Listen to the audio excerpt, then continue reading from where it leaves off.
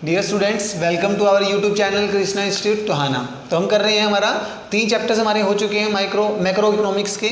आज हम macro economics का हमारा नेक्स्ट चैप्टर शुरू कर रहे हैं। मैंने बीच में एक बार नेशनल इनकम वाला टॉपिक है वो हमने स्किप कर दिया है, वो हम बाद में करेंगे। एक बार आप जो इंपॉर्टेंट कंसेप्ट आपके मनी और बैंकिंग वाले, पहले हम वो 2 चैप्टर्स करने वाले हैं। तो हम कर रहे हैं, हमारा नेक्स्ट चैप्टर 6th है हमारा, वो है money.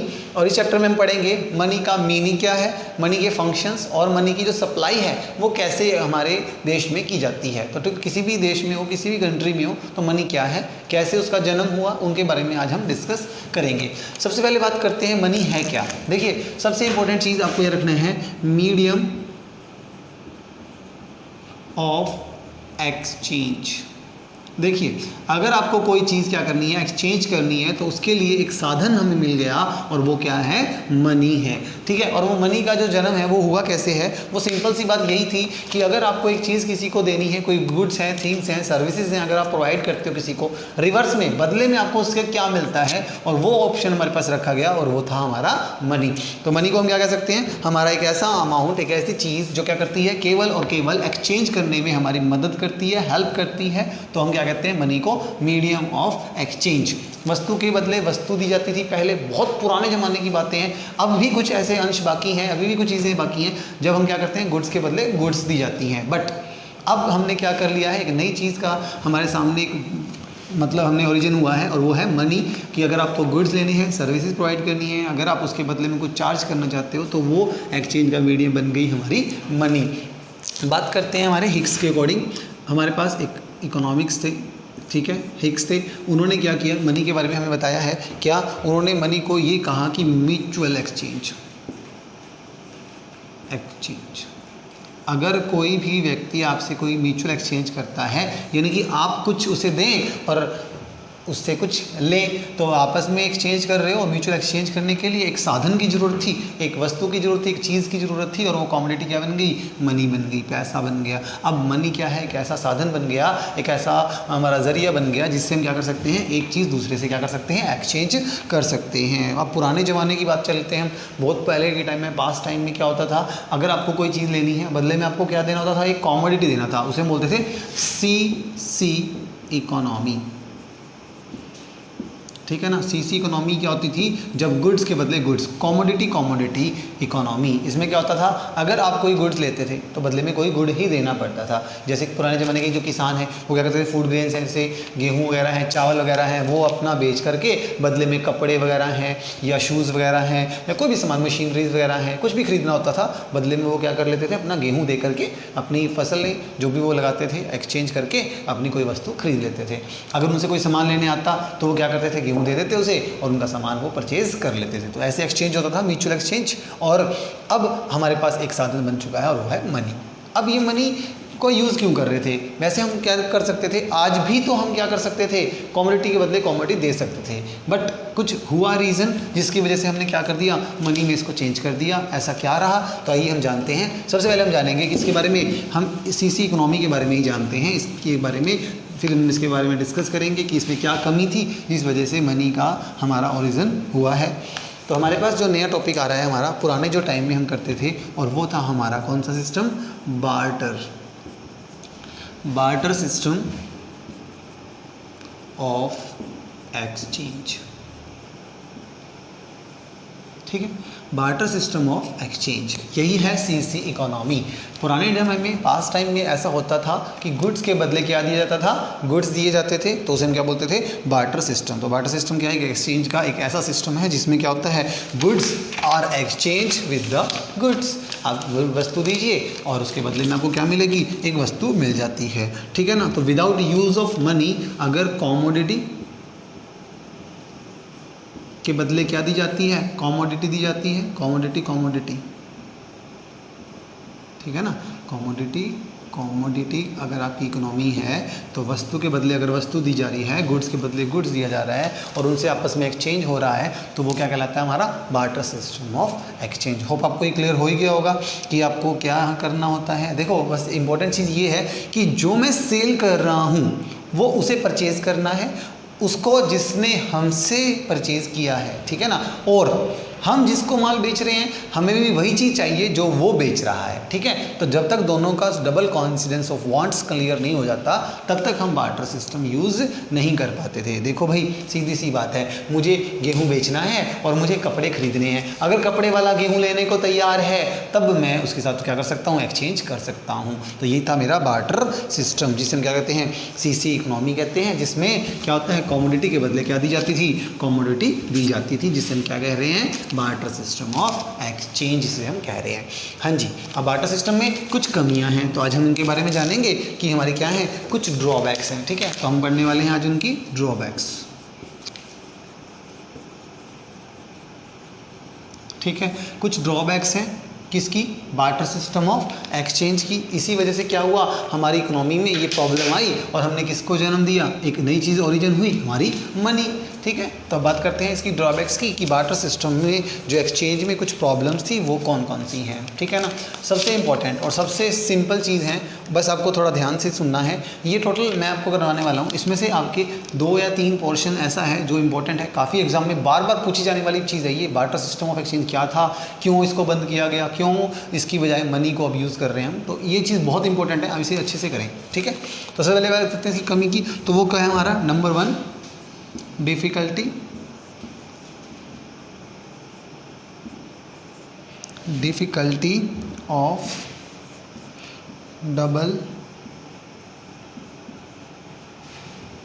Difficulty of double coincidence of wants, ठीक है।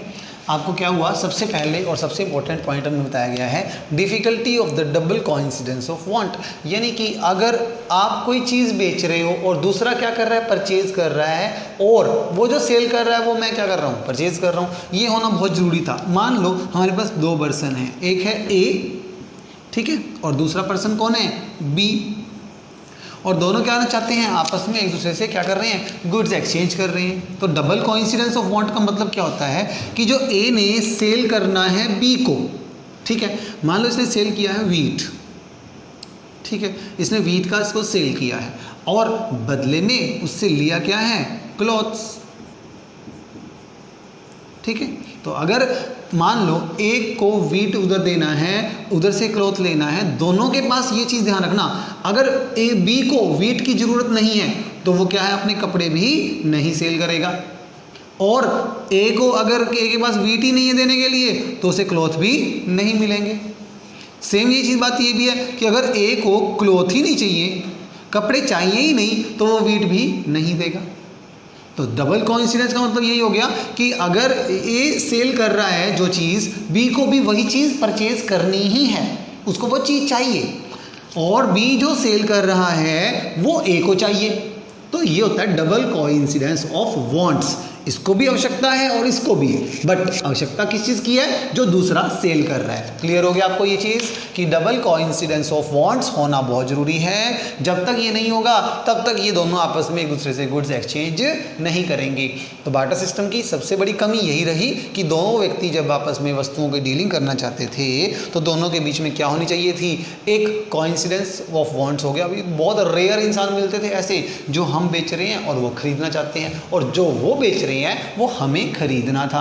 तो इस प्रकार क्या हुआ, ये डबल कोइंसिडेंस ऑफ वांट्स आपके सामने एक रुकावट बन गई, एक ड्रॉबैक बन गई, जिसने बार्टर सिस्टम ऑफ एक्सचेंज को क्या किया, खत्म करना चाहा, इसको खत्म कर ही दिया लगभग ही मान के चलिए। तो कहीं ना कहीं ये प्रॉब्लम आ रही थी, इसीलिए इसकी बजाय अब क्या यूज़ होने लग रहा है, आपका मनी यूज़ होने लगा है। तो ये क्या है, लिमिटेड, बहुत कम जगह पर ही हम क्या कर सकते थे, इस मेथड का यूज़ कर पाते थे, किसका, बार्टर सिस्टम का, क्योंकि प्रॉब्लम सारी यही थी कि डबल कोइंसिडेंस ऑफ वांट्स हमें नहीं मिल रहा था कि ए जो बेच रहा है बी भी उसे ही खरीदे और बी वह सेल करे जो ए को चाहिए। तो ये चीज़ बहुत मुश्किल हो पाती थी, तो इसे हम कहते हैं डबल कोइंसिडेंस ऑफ वांट।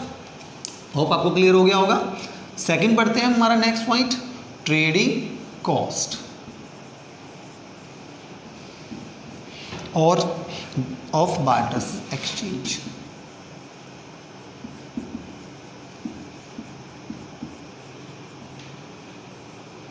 ठीक है।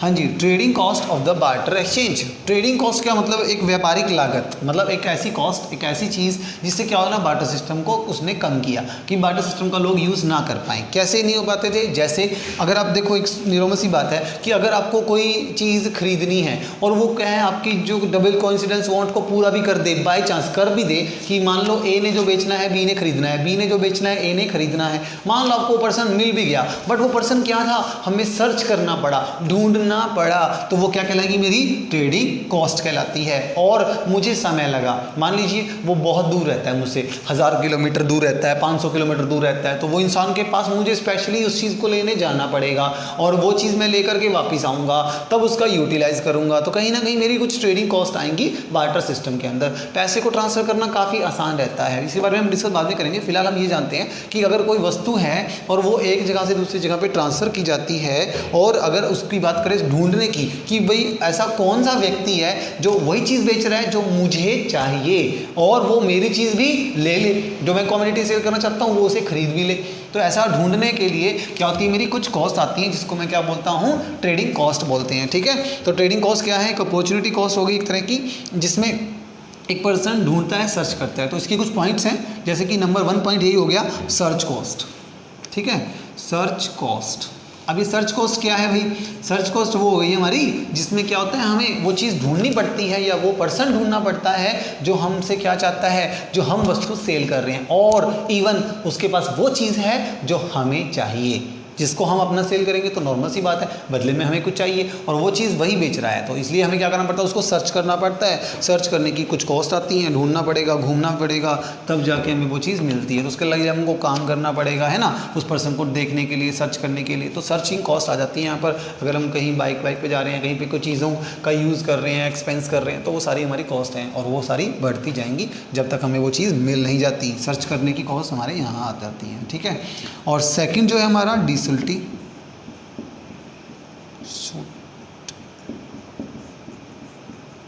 Of time.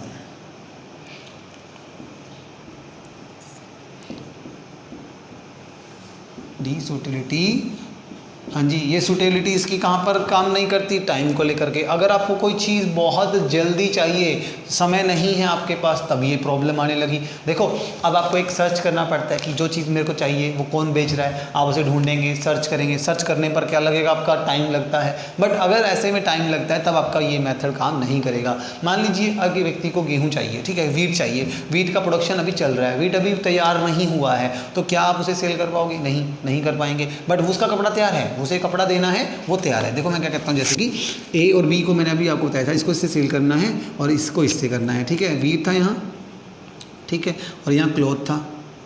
ठीक है, अभी अगर अपना कपड़ा सेल करेगा किसको, ए को, तो नॉर्मल सी बात है, उसे क्या मांग रहा है, वीट मांग रहा है। अभी वीट का प्रोडक्शन नहीं हुआ है भाई, अभी वीट बन के तैयार नहीं है, अभी टाइम लगेगा भाई, कल आना, परसों आना, तरसों आना, या 2 महीने बाद आना।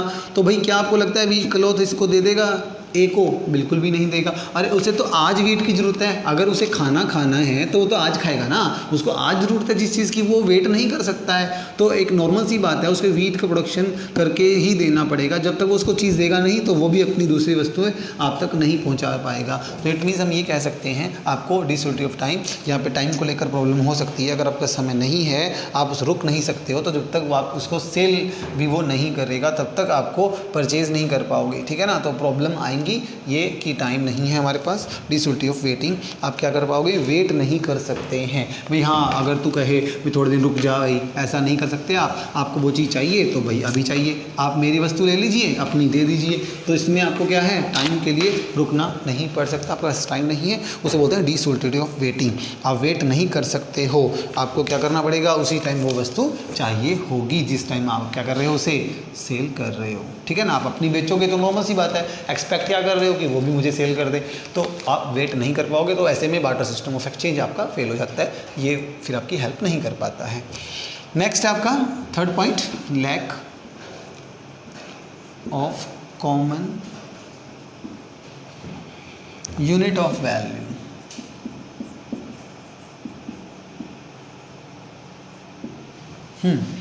अब अगर मैं कोई चीज़ एक व्यक्ति दूसरे को दे रहा है, ठीक है, तो कहीं ना कहीं उस यूनिट की कॉमन यूनिट निकालना मुश्किल हो जाता है। कॉमन यूनिट वैल्यू जो है आपकी वो निकल नहीं पाती है। अब ये क्या मतलब है भला, ये मैं बताता हूँ आपको। कॉमन यूनिट वैल्यू क्या होती है भाई, देखो जैसे मान लीजिए अगर आप क्या करना चाहते हो, एक कार सेल करना चाहते हो, ठीक है। अब सबको मालूम है अगर रुपए में होता तो भाई हाँ मेरी कार तो भाई 5 लाख रुपए की है, ठीक है। तो पैसा होता तो बहुत आसानी से मैं 5 लाख रुपए दाम लगा दिया, 5 लाख रुपए जब तक नहीं दोगे मैं अपनी कार सेल नहीं करूँगा। बट क्योंकि मनी तो अभी है ही नहीं, बार्टर सिस्टम क्या कहता है, अगर कोई गुड्स सेल कर रहे हो तो बदले में क्या होगा, आपको गुड्स ही देने होंगे, ठीक है। तो ऐसे केस में आपको गुड्स ही देना होगा। अब अगले के पास क्या चीज़ है देने के लिए, वो देखो आप क्या, मान लीजिए उसके पास क्या हॉर्स है,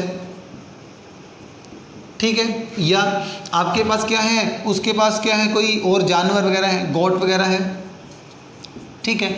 वो चीज़ें अगर आपको बोल दे कि भाई हाँ आप मेरे पास तो देने के लिए ये चीज़ें हैं, काऊ है, हॉर्स है, बफेलोस है, अब आपको ये पता करना मुश्किल हो जाता है कि भाई एक कार के बदले कितने हॉर्स देने पड़ेंगे या कितनी गोट्स आपको देनी होंगी, ठीक है। मेरे कहने का मतलब ये है आप मेज़र नहीं कर पाओगे कि इसके अंदर क्या यूनिट कॉमन है। अब भाई एक कार के बदले कितने घोड़े या एक घोड़े के बदले कितनी कार आपको मिल सकती हैं। तो इट मीन्स कहने का मेरा मतलब ये है कि आप किसी भी चीज़ को कन्वर्जन करना आपको प्रॉब्लम होगी ही होगी, भाई एक कार के बदले कितनी चीज़ें मुझे देनी होंगी। और एक बात सोचने वाली भी है, अगर आपको 2 घोड़े भी दे दिए, 3 भी दे दिए, कहीं ना कहीं इसको ये लगेगा कि भाई मेरी कार की वैल्यू सही मेज़र नहीं हुई है, मुझे मेरा पूरा पैसा नहीं मिला है। तो कहीं ना कहीं lack of common unit of value रहती है। हम कभी भी मेज़र नहीं कर पाएंगे कि एक वस्तु के बदले जो दूसरी वस्तु हम खरीद रहे हैं या वो हमें जो मिल रही है उसकी कितनी क्वांटिटी उसके बिल्कुल मतलब बराबर में आती है,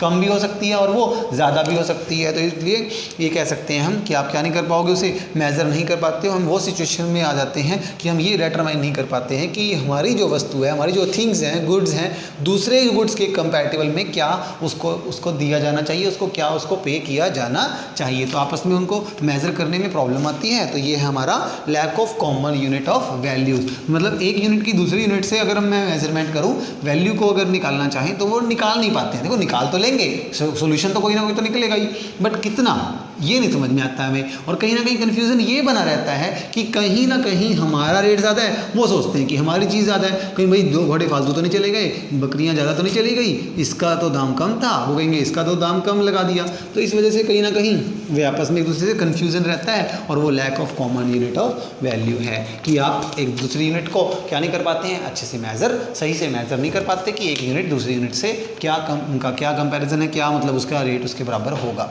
ठीक है। नेक्स्ट पॉइंट है आपका फ्यूचर पेमेंट के लिए lack of system for future payment.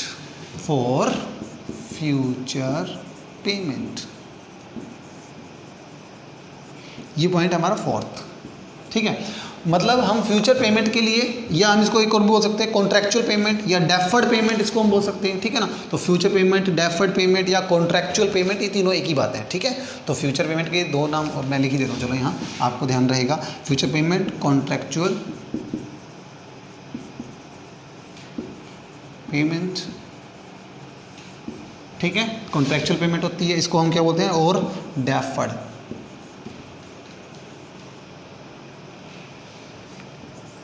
Deferred payments. ये 3 नाम है इसके, तीनों एक ही बात आई है, ठीक है। तो अगर कोई भी तीनों की में से कुछ भी आ जाता है तो वो कमी है इसकी। क्या कमी है, देखो भाई आप ना पेमेंट को रोक नहीं सकते, आप फ्यूचर में नहीं कर सकते इसकी पेमेंट। देखो अब एक बात है, मनी, सिंपल सी बात मैं आपको समझाता हूँ कि मनी है, मनी आपको किसी को 1000 रुपये देने हैं, ठीक है। तो आप क्या कर सकते हो, इसके टुकड़े कर सकते हो, टुकड़े मतलब 100 रुपये कर सकते हो। हाँ भाई एक काम करना भाई, हर रोज़ आना और 100 रुपये ले जाना, ऐसा कर सकते हैं। इसके टुकड़े बांट सकते हैं और कितने टुकड़े चलेंगे, इसके 10 टुकड़े हो जाएंगे। तो मतलब आप मनी को पार्ट्स में डिवाइड करके क्या कर सकते हो, उसकी पेमेंट कर सकते हो। और फ्यूचर पेमेंट में आप इसका यूज़ कर सकते हो। भाई आपने एक मोबाइल ले लिया 10,000 रुपये का, 1000 रुपये मंथली किस्त बना दी, ठीक है। तो आप क्या कर सकते हो, 1000 रुपये मंथली आप पे करते रहें। तो आपने क्या किया, फ्यूचर पेमेंट कर सकते हो। और कॉन्ट्रैक्ट बन गया आपका कि मैं अभी आपको हर महीने क्या दूंगा, 1000 रुपये दूंगा। ऐसे डेफर्ड पेमेंट बोलते हैं इसको, हर साल एक अमाउंट आपको दिया जाएगा। तो ये से क्या कहते हैं, डेफर्ड पेमेंट कहते हैं। पर ये चीज़ तो सिर्फ मनी से पॉसिबल है ना, सामान से नहीं है। अब एक कार है, अब अगर आपको मैं कार दूंगा, अब कार को क्या नहीं कर सकता, मैं हिस्से में दे सकता। भाई हाँ, आप एक दिन का क्या ले जाइए, टायर ले जाइए, कार का स्टीयरिंग ले जाइए, एक दिन बॉडी ले जाइए, एक दिन उसका इंजन ले जाइए। अरे ऐसा हो सकता है क्या? क्या आपको लगता है ये पॉसिबल है? नहीं है। कार को हम पार्ट्स में नहीं जा सकते, और कार तो चलो फिर भी चलो पार्ट में दे भी दिया, बाई चांस मान लो अगर कोई काऊ है, अब इस काऊ के आप पार्ट कैसे करोगे? अगर वो काऊ के पार्ट करके अगर लेके जाएगा तो फिर फ़ायदा ही क्या उसका, ठीक है ना। तो इट मीन्स क्या कर सकते हैं हम, जो वस्तुएं होती हैं, गुड्स होती हैं, उनको क्या है पेमेंट अगर करनी चाहिए के लिए हम उसका यूज़ करें तो क्या नहीं कर पाते, उसकी फ्यूचर पेमेंट है, कॉन्ट्रैक्चुअल पेमेंट है, डेफर्ड पेमेंट के लिए उसका यूज़ हम नहीं कर पाते हैं। क्यों? क्योंकि रीज़न ये है कि जैसे वेजेस है, रेंट है, इंटरेस्ट है, इनके लिए तो हम पेमेंट कर देते हैं, हाफ करके पेमेंट कर लेते हैं, कुछ इंस्टॉलमेंट में पेमेंट कर लेते हैं। तो मनी से ये चीज़ प्रॉब्लम हमारी सॉल्व हुई। और ये प्रॉब्लम कहाँ थी? सिर्फ और सिर्फ बार्टर सिस्टम में थी कि हम जो वस्तुएं हैं, चीज़ें हैं, उनको पार्टीशन में करके हम नहीं दे सकते हैं, उनको पार्ट नहीं करके दे सकते थे हम। इसीलिए ये रीज़न रहा कि हमें क्या होने लगा, मेडिसिन हैं, दवाइयाँ हैं, वीट्स हैं, राइस हैं, इनको पार्ट्स में दे सकते हैं। बट जबकि कुछ चीज़ें ऐसी हैं जैसे टेबल है, फर्नीचर में कुछ पार्ट हो गया तो इनको हम क्या कर सकते थे, पार्ट नहीं कर सकते थे। अगर आपको चेयर लेनी होगी तो पूरी चेयर ही लेगा ना, वो ये तो है नहीं कि हाफ चेयर ले लेगा और हाफ मतलब कुछ टांगे पार्ट ले जाएगा, बाद में फिर ले जाएगा, ऐसा कुछ नहीं है। तो कहीं ना कहीं आपको ये दिक्कत आती है, ये बार्टर सिस्टम की कमी रही कि हम पार्टीशन नहीं कर सकते चीज़ों को, हम ऐसे नहीं कर सकते हैं, ठीक है। नेक्स्ट हमारा नेक्स्ट पॉइंट है 5th, वो है difficulty of store. Difficulty of store of wealth और वैल्यू। चाहे कोई वेल्थ हो चाहे कोई वैल्यू हो, उसको क्या करना पड़ता है, स्टोर तो करना पड़ता है। मेन काम है हमारा स्टोर करना, और स्टोर करने में उसको क्या आएगी, बिल्कुल प्रॉब्लम आएंगी। देखो पैसे को स्टोर करना कितना आसान है, हमारे बैंक में पड़ा है, वॉलेट में पड़ा है, घर में पड़ा है, गलता सड़ता नहीं है। अगर आप उसे सेफ रखना चाहे रख सकते हैं। बट अगर आपके पास क्या है, जानवर हैं, आप एनिमल्स का बिजनेस करते हैं, तो अगर आपके पास कोई वो है तो उन्हें वही रखने के लिए घर चाहिए, उन्हें संभालना चाहिए, खाना पीना उनका संभाल कर रखना पड़ेगा आपको, मतलब कितने ही काम आपको उसके करने पड़ेंगे। तो उनको स्टोर करना काफ़ी मुश्किल होता था। मान लो आपके गुड्स हैं, ठीक है ना, तो जो गुड्स होता है ये अगर इनको क्या करते हैं हम स्टोर करके रखना पड़े तो इसमें बहुत ज़्यादा आपको खर्चा करना पड़ता था। खर्चा कैसे करना पड़ता था, जैसे हमारी कोई फूड ग्रेन्स है, जैसे वेजिटेबल्स वगैरह हैं, ठीक है ना, वेजिटेबल है। अब वेजिटेबल्स को स्टोर करना कितना मुश्किल है, इनको कोल्ड स्टोर में डालना पड़ता है और ये ज़्यादा दिन तक लंबे समय तक रह भी नहीं सकती हैं। तो एक इंसान है सब्जी बेचना चाहता है और बदले में वो कुछ खरीदना चाहता है, उसको वो मिल नहीं रहा है। जब तक वो बंदा नहीं मिलेगा जो सब्जी खरीदेगा तो भाई उसकी तो सब्जियां क्या हो जाएंगी, ख़राब हो सकती है ना। वेजिटेबल्स हैं भाई, तो इनका तो एक टाइम होता है, 2 या 3 दिन तक आप इन्हें रख सकते हैं, उसके बाद ये क्या हो जाएंगी, बिल्कुल ख़राब हो जाएंगी। तो इसलिए क्या होगा, आपको ध्यान रखना होगा कि जो गुड्स वगैरह हैं आप तैयार करते हैं उन्हें संभाल के रखना पड़ता है, स्टोर करना पड़ता है। और पुराने ज़माने में पहले के टाइम पर इनको स्टोर करने में दिक्कत आती थी और इन्हें आप लॉन्ग टाइम तक इन्हें नहीं रख सकते थे। क्यों? क्योंकि आपको जब तक वो पर्सन नहीं मिल जाता जो आपकी गुड्स खरीदने को तैयार है और अपने गुड्स वो खुद सेल करने को तैयार है, तब तक आपको उसे संभाल के रखना पड़ेगा, स्टोर करके रखना पड़ेगा। और तब तक उसे स्टोर रखेंगे तो वो क्या हो सकता था, गल सड़ जाता है, ख़राब हो जाता है। तो वेजिटेबल्स हैं, फूड ग्रेन्स हैं, इनको लॉन्ग टाइम तक आप इसे संभाल के नहीं रख सकते क्योंकि ये पेरिशेबल गुड्स हैं, कुछ समय के बाद ये क्या हो जाएंगे, ख़राब हो जाते हैं। तो इन्हें स्टोर करने में प्रॉब्लम आती थी।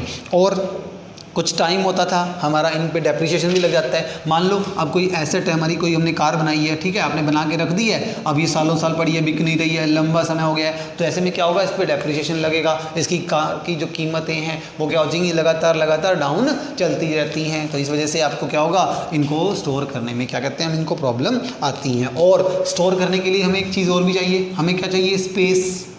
सबसे बड़ी बात, हमें स्टोर करने के लिए क्या चाहिएगा, स्पेस भी चाहिए होगा। हम जब सामान बनाते रहेंगे जब तक वो बिक नहीं जाता, आपको उन्हें वेयर हाउसेज में रखना होता है, गोदाम में रखना पड़ता है, तब तक वो क्या करेगा, एक स्पेस मांगेगा, एक स्टोरेज अमाउंट होना चाहिए आपके पास, मतलब खासा आप स्टोर कर सकें, ऐसा आपके पास प्लेस होना चाहिए। और उनकी मेंटेनेंस एक्सपेंसेस, अब स्पेस होगा तो उसको मेंटेनेंस भी चाहिए, मेंटेनेंस पर भी आपके क्या होंगे, रुपये खर्च हो जाते थे, काफ़ी रुपये आके काफ़ी चीज़ें आप पर को खर्च करनी पड़ती थी। तो कहने का मतलब ये हो गया कि आपको अगर कोई गुड्स है संभाल के रखना है तो उस गुड्स और वेल्थ के लिए क्या होता था, स्टोर करने में आपको प्रॉब्लम आती थी, स्पेस की दिक्कत आती थी, ख़राब होने से डर लगता था और कोई नेचुरल इफेक्ट पड़ सकता है, कोई कीटाणु वगैरह लग जाए या कोई कॉकरोच वगैरह कुछ ख़राब कर देते हैं हमारे सामान को, तो ये दिक्कतें आ सकती थी।